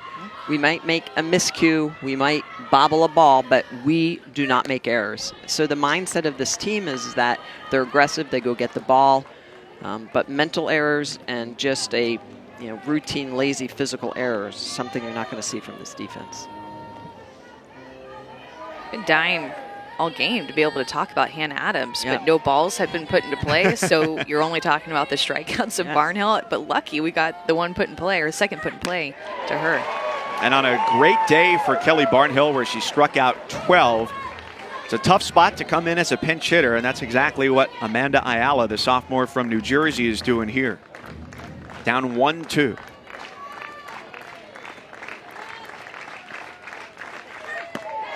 And like many before her, goes down swinging. 13th strikeout for Kelly Barnhill. Bottom 5, Gators to the plate with a 4-0 lead.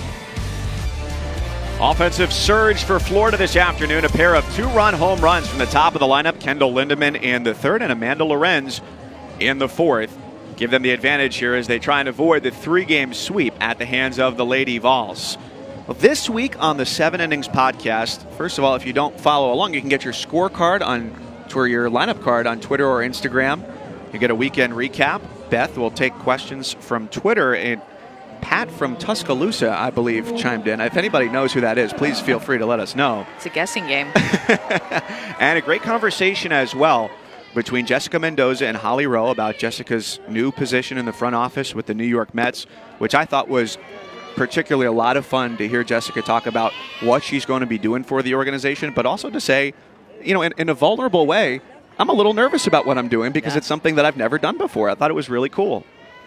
Yeah, we cover all things with the 7 Innings podcast. I mean, on-game action, I feel like is The second most important thing, maybe. Well, sometimes. Holly Rowe would say that the first most important thing is the shagging stats. That's always in the 8th spot. Yeah. If you guys have any stats, you should tweet us with your stats. The stats are really fun to look at. Michelle and I both actually really like numbers. So stats are, I think that we could probably do like 4 or 5 stats each. We have to really limit ourselves to only doing one when we get the opportunity on the podcast. So you can find that on Apple Podcasts or wherever you get your podcasts, which I enjoy saying because that really opens the door. Like, is it in the butter cabinet of your fridge? Like, you get your podcast anywhere. Anywhere. That's right. Especially these days.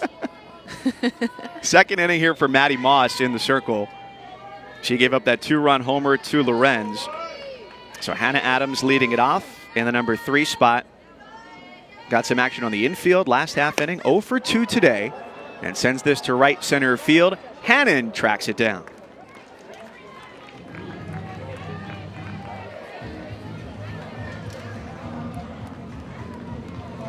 It's interesting, too, that Tennessee has given up those 2 home runs. They've given up 18 home runs on the year. But Tennessee is one of the lowest batting averages against in the SEC. So whenever they get hit, they've gotten hit really hard. And that's exactly what Karen Weekly said coming into this weekend, is that we're not getting hit often. But when we do get hit, it's big swings that really make us pay.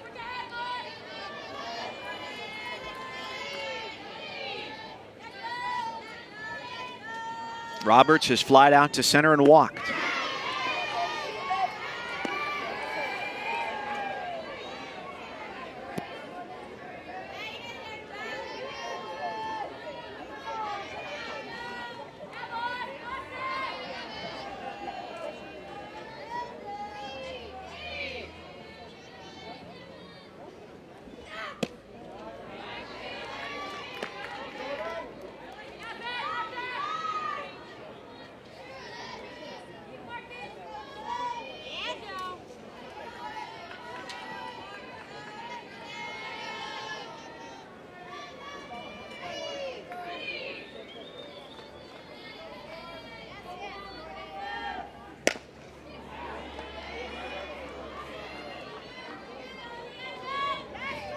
One-two on Roberts.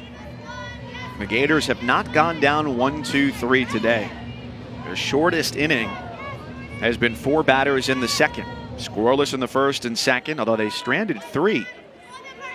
And then scored 2 each in the third and the fourth.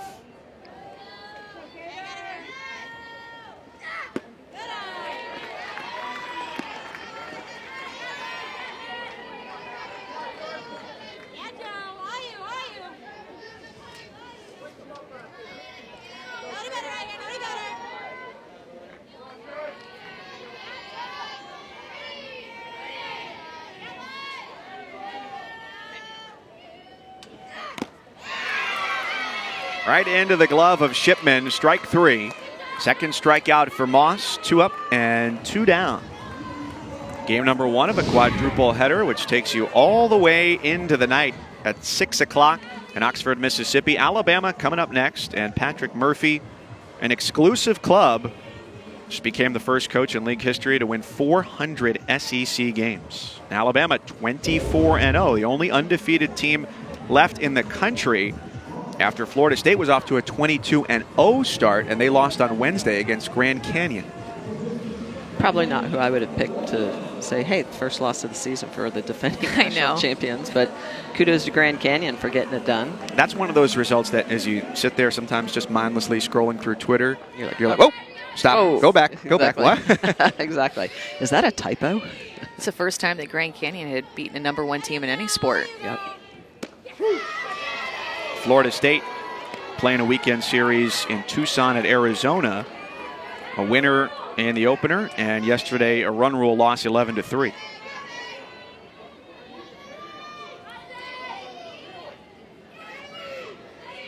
Nothing in 1 to Romanello. And of course, Florida will play Florida State a couple of times. They do home and away a little bit later on in the season, so that's always a good one because of the rivalry, and now it's looking to be a top 10 matchup too.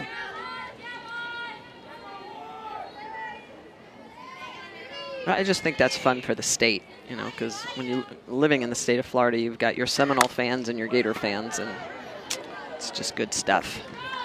Always fun. Florida goes down 1-2-3 for the first time today, 4-0 at the end of 5 here in Gainesville.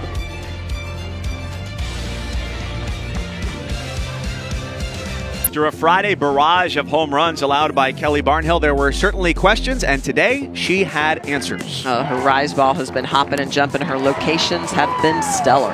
And we've been looking for the Florida bats to wake up. Kendall Lindemann got them on the board first with her 3rd home run of the season. A big swing. She has so much power. And then Amanda Lorenz going the opposite way. Two-run home runs off the bat of the Florida Gators for the 1 and 2 hitters in their lineup, and leading 4-0. Barnhill through 5 innings, has allowed just 1 hit and struck out 13.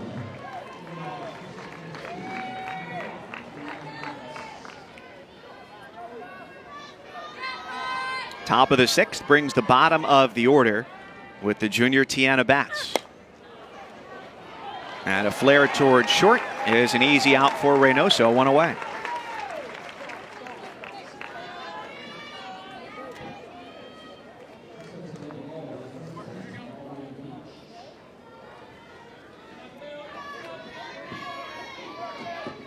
She's been outstanding today, efficient with her pitch count.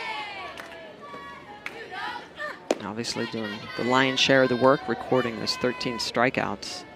But Barnhill just, you can tell she's had a mental reset and is in a much better spot in the circle here this afternoon.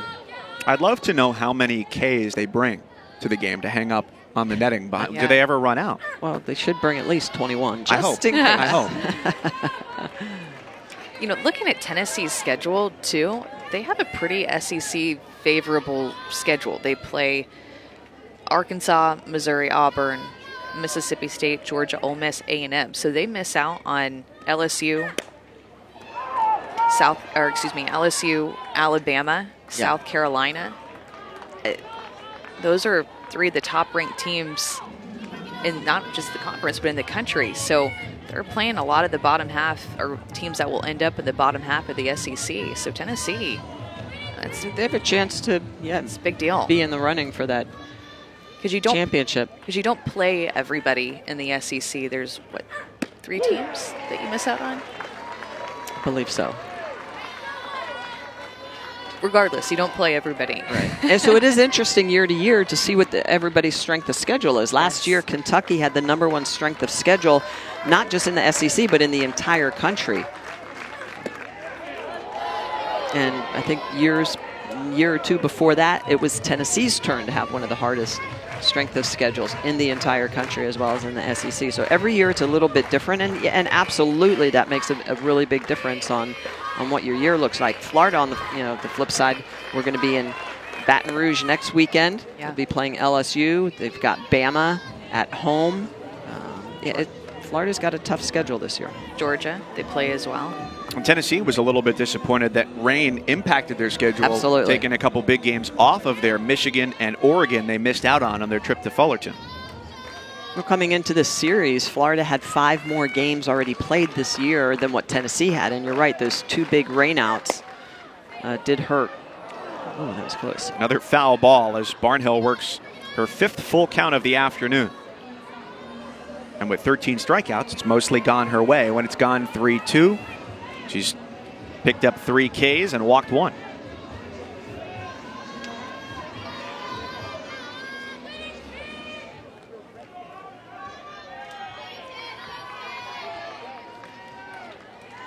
Seven home runs in this series for Tennessee, but today just 1 hit against Barnhill.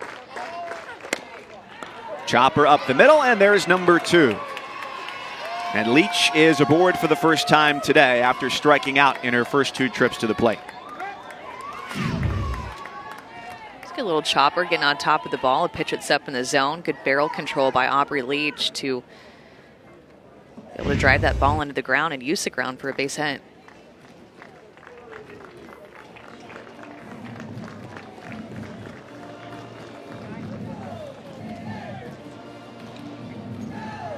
Jamie Hoover now out in right field for Florida.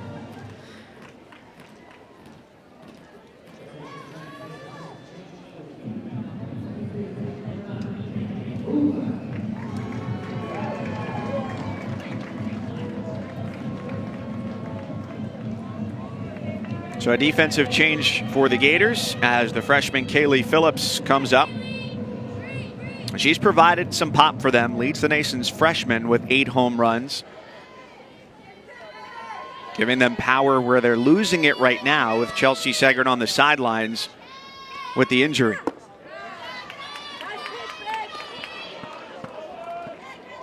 Yeah, and it's a big deal, too, because they are playing without Chelsea Segrin. And Karen Weekly, when we talked to her before the series, talked about how Chelsea Segrin is one of their captains, an emotional leader, emotional heartbeat. So the fact that they don't have her this weekend and they're playing like they're playing says a lot about the team that Tennessee has. Last year, Chelsea Segrin up at the plate had 66 RBI. So puts up really big offensive numbers, and then she plays a great third base as well.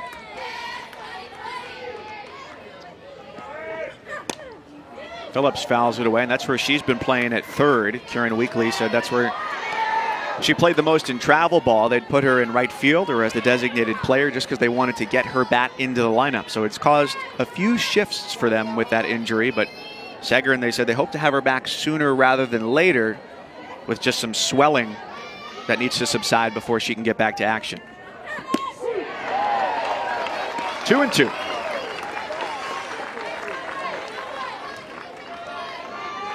So the entire left side of the infield that Tennessee had last season was Segrin and then Megan Gregg aren't playing in this series, of course, as Megan Gregg graduated. That was 77 RBI and 66 RBI for Segrin. Big swingers. It'll be interesting to see when Segrin is back. What do they do? Do they put her back at third, or do they keep Phillips at third? And because the freshmen have been doing a great job, Phillips and Osborne, on that left side of the infield.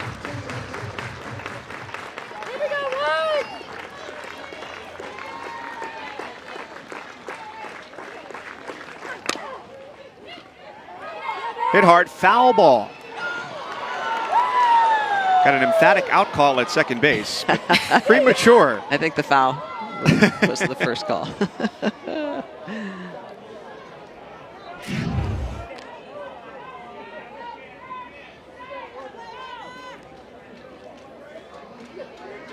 I love the fact that Saipo's still going to go after the lead runner, even though she goes gets that ball. That's aggressive. That's what you want. You got these young athletes doing a good job of saying, hey, I know, lead runner, lead runner, lead runner. Mm-hmm.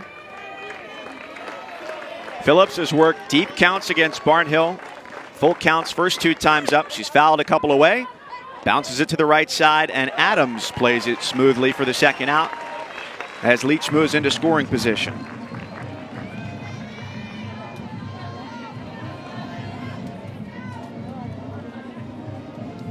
Just the second time that a Lady Vol has reached second base today. Shipman, who's walking up the line to talk to co-head coach Ralph Weekly. She had a double out toward left her last time up in the 4th. Those hits have been hard to come by against Barnhill. It's crazy, Michelle. I mentioned this in their Florida State game too, but how Allie's mannerisms are so close to Maddie's. Yes. I mean, the way that they walk, the way that they stand, hold themselves, the way that even Ralph Weekly was talking to her and she kind of moved her head a little bit. Sister Madison was shortstop from 2011 to 2014. They look so much alike. Both have the height, of course, long blonde hair. Different positions, though.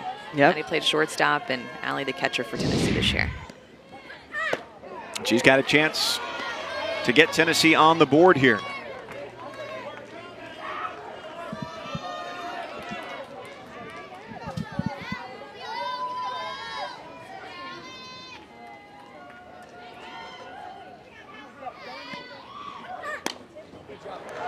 Underneath it, Saipos fights the sun and makes the catch. Inning over.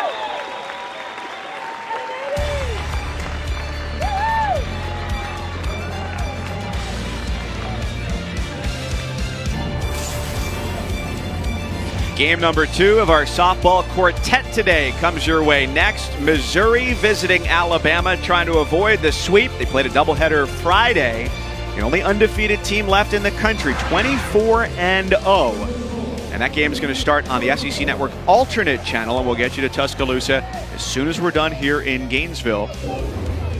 The Gators up 4-0, bottom 6, and the highest rated SEC team in the country behind FSU, UCLA, and Oklahoma. This has been the type of performance that they needed to see today after getting a run rule defeat on Friday and yesterday shut out 3-0.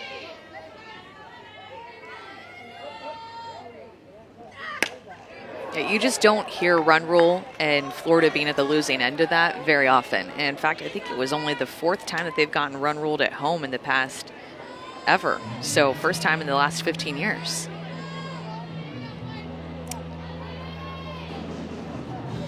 Those are the things that you asterisk and you remember through the season. Like, remember how that felt? Yes. And you're like, oh, you use that to remember when that bench press, you're struggling. Remember how that felt? Yeah.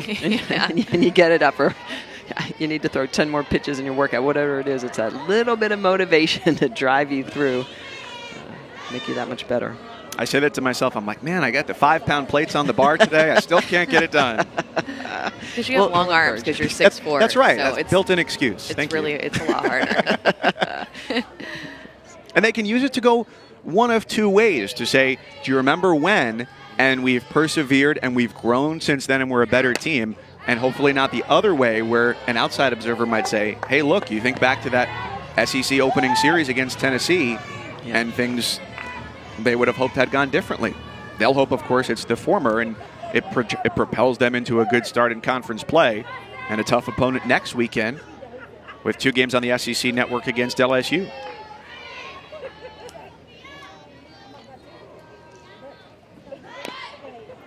Yeah, and the roles will be reversed too, because they'll have to go into Baton Rouge, which is one of the toughest places to play in the SEC with the crowds that they get. Reynoso retired, trying to lay down the bunt with 2 strikes, and so that's the first out, bottom 6.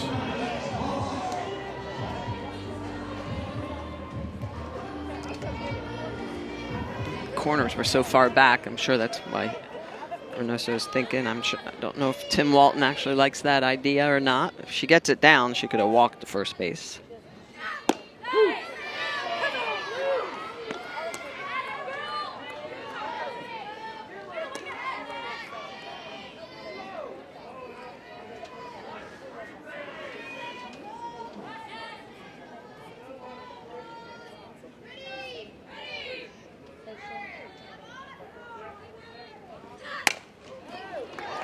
It gets past Moss, and the throw not in time.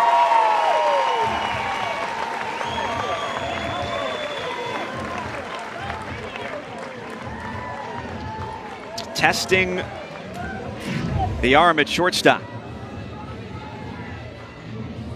Osborne's picking that up. And it almost looks like her transfer is maybe just a little bit slow. Voss runs well, but you can see she just beats it out.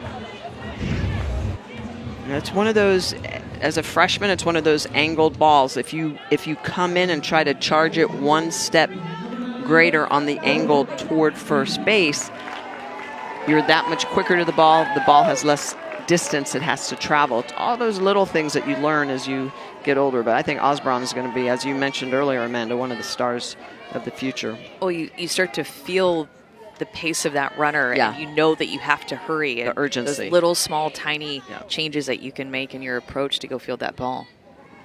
Jordan Matthews pinch hitting in the number 8 spot for Tim Walton, replacing Hannah Sipos, who was 0 for 2.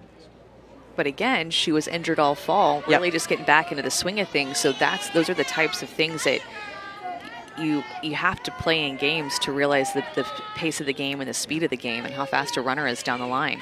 How quickly you have to get rid of the ball.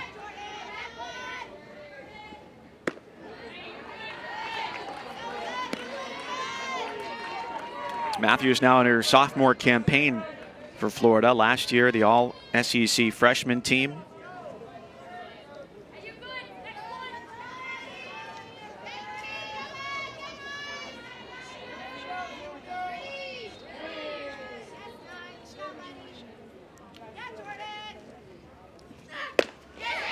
She checks up. Called strike. Of course, Matthews is best known for her home run in the Super Regional right here on this field against Texas A&M Team was down, bottom of the 7th, down to 2 outs, 2 strikes, and she came up and with one swing of the bat, hit it out of here and got her team to the Women's College World Series. One of the biggest swings of the year last year. Not only impactful, but also an opposite field home run. It was pretty impressive. Yes. That was a crazy series and a crazy game. All the glory to Jordan Matthews in that day. I mean, she was the big hero. Yep.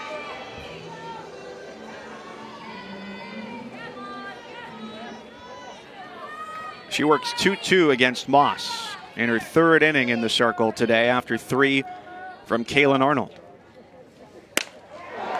And drives it well to right field, falls nicely for Poindexter, and that's 2 away. So here we are again. Jade Caraway is able to come up with 2 outs, and you want even more runs on the board if you're Florida and a chance to get Amanda Lorenz up to bat with runners on. Good play by Poindexter just to track that one down, but for the 2nd out. But right now is such an important hitter with Jade Caraway up for them to go right at her and not have to face Amanda Lorenz in this inning with runners on. Last time she stood up, Caraway showed off her speed with an infield single, snuck it past Phillips at 3rd. Here tries to utilize it again. Glove scoop, not in time at first base. Caraway, 2 infield singles her last 2 times to the plate. Well, I love the fact that Caraway is in this game. Started in left field, allows Amanda Lorenz to go to first base. I think this is one of the things we'll see moving forward, trying to get more offense in the field for the Gators. And Caraway just going to dump this down to the right side. This is one of the hardest plays to make in the entire game, a slow ground ball to the second baseman. So Caraway getting it done, 2 for 3 today in that 9th spot. So Lorenz, 2 for 2 today, has walked and hit a 2-run homer. Last time up in the 4th, exactly where they want her, with runners on base. And went the opposite way with it.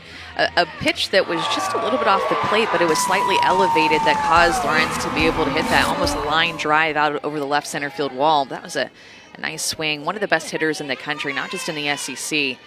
She's really had such an amazing career at Florida.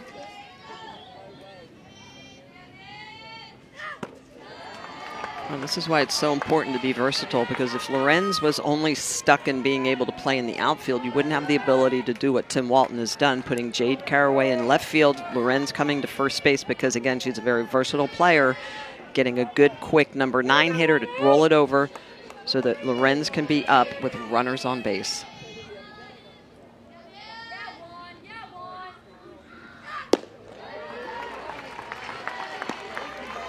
It was the 7th home run of the year for Lorenz that she hit in the 4th, and now 5 of her 7 home runs have come from the leadoff spot.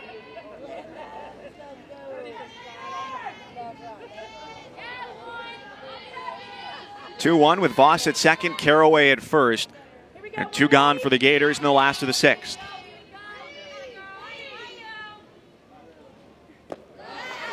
Ball comes loose, runners take off. And Shipman has no play. Voss to 3rd, and Caraway in at second base behind her. And now this is where it's so important, too, that Kendall Lindemann is on deck hitting behind Amanda Lorenz, because first base is going to be open. You have 2 outs. Still, I would rather pitch to Kendall Lindemann than pitch to Amanda Lorenz, but Kendall Lindemann is getting a little bit scarier to where you're going to have 2 options of who do I want to pitch between, Amanda Lorenz or Kendall Lindemann, both with a lot of power.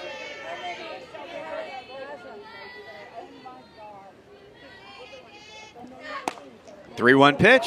And I was just going to say, I'd probably rather pitch to Lindemann at 0-0 than to Lorenz at 3-1.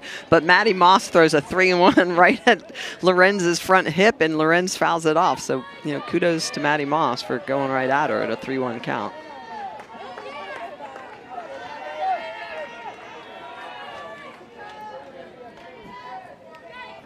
Got to be careful. Absolutely. Lorenz backed off the plate a little bit now. See if she goes back outside. Payoff is hit high and far, but foul. Now we know why Lorenz is off the plate, because Maddie Moss is coming back inside. You hit the dinger the opposite way, really, as a pitcher. You're like, all right, what am I going to do? I have to challenge her inside. Whew. Take a look at these pitches.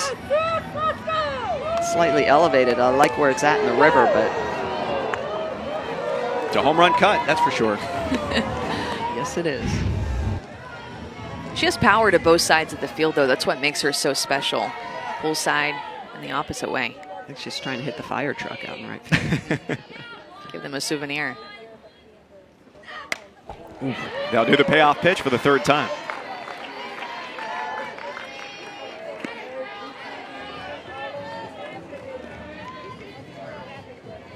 It's an improvement for Florida over the first two games. Just 1 for 20 with runners on coming into this afternoon start.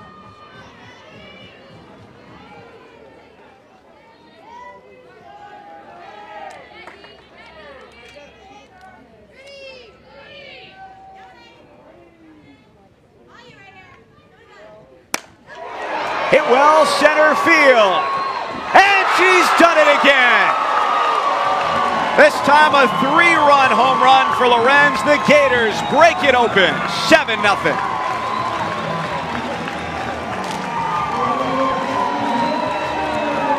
Amanda Lorenz making adjustments pitch to pitch until she gets the pitch.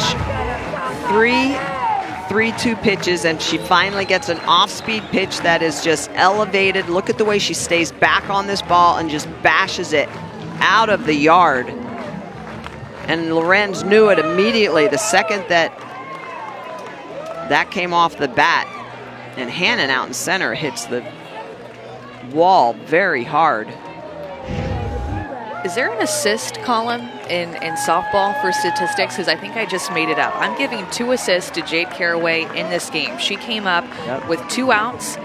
The last at bat that before Amanda Lorenz hit the home run, and this at bat, finding a way to get on base that led to the Amanda Lorenz multiple run home runs that have now given Florida the 7-0 lead. Well, Caraway coming into today's game was just hitting a .188, and I'm sure that's why she's been in and out of the lineup. But I have to say, I like this arrangement. The lower half of this lineup is key for Florida. If they can get on base and turn it over, and it's Lorenz and Lindemann, watch out. Hoover gets her first trip to the plate today, down 0-1 against Moss. Late to get it out of the glove. Leach throws it away past first base, and Hoover's all the way to second. Looked routine and was anything but. It's really uncharacteristic because Tennessee's only made 4 errors all season. Aubrey Leach has been a rock over at second base. She's a senior. She's an All-American. Really a routine ground ball, a nice easy chopper, but couldn't get it out of her glove. Double pumped. And props to Jamie Hoover for still going hard down the line. You have a 7-0 lead, and you're not going to give up on that easy ground ball to second base. She still ran it out and put a little bit more pressure on Aubrey Leach to get that ball out of her glove and make a quick throw to first. Hoover gets the single, the error charge to Leach, and another runner in scoring position for Florida with Hannah Adams coming up. And actually, the game-winning run stands at second base right now. How quickly that can happen, eh? And Lorenz has been a big part of that. Driving in 5 and scoring another. 2-run homer, 3-run homer in this inning.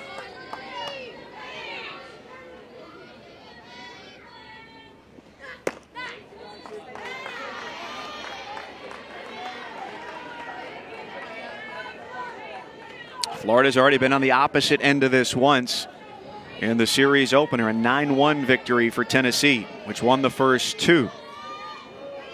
Florida hasn't lost 3 straight here since 2011.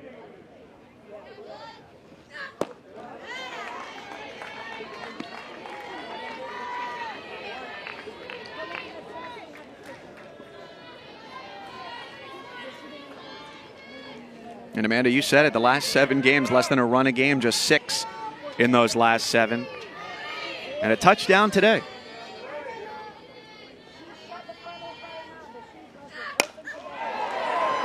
Out toward left center field, into the gap, here comes Hoover. The Gators love to see that, a strong performance to push back and finalize the series 8-0. The final score for the Gators. behind a strong pitching performance from Kelly Barnhill, who struck out 13, and the top of the order came to play, hitting it out of the park. I think this was just a bounce-back Sunday on both sides of the plate for the Gators. Barnhill was outstanding in the circle. She gave her offense time to put runs up, and the offense finally came alive. So, kudos to the Gators. 2 tough losses in game 1 and 2 of this series. But great job. So the Gators avoid getting swept in Gainesville for the first time in 8 years. Now 1-2 in conference play with a huge series on the SEC Network against LSU next weekend. More softball comes your way next. We send you to Tuscaloosa, Missouri, and the Tide. With Jenny Dalton-Hill, here's Alex Perlman.